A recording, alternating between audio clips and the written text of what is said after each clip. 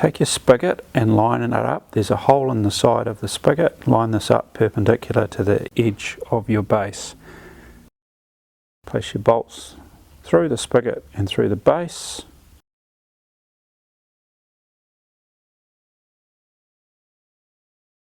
Fit the washer and the nut to the bottom of the bolts.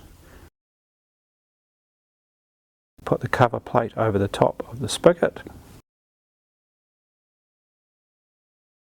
Now take your umbrella. Find it's easiest if you stand it on the end of the spigot and then stand it up. Then it slots down over the pole.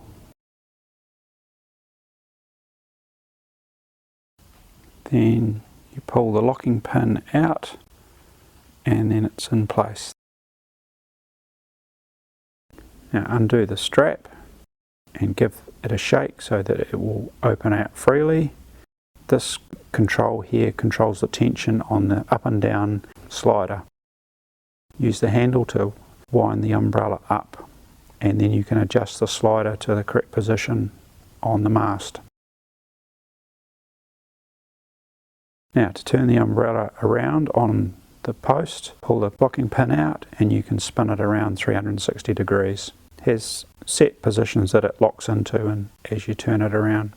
Now take the handle out and put it in the other position, and this allows you to tilt it sideways.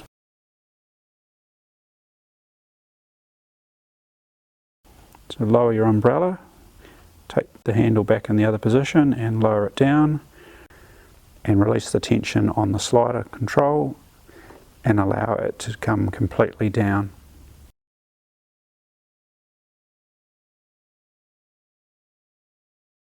Take the strap, take it around the mast, got the two bits of Velcro together.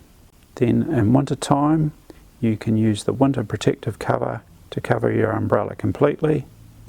This will keep it looking really good. Pull the zip down and it's protected from the wind and the rain.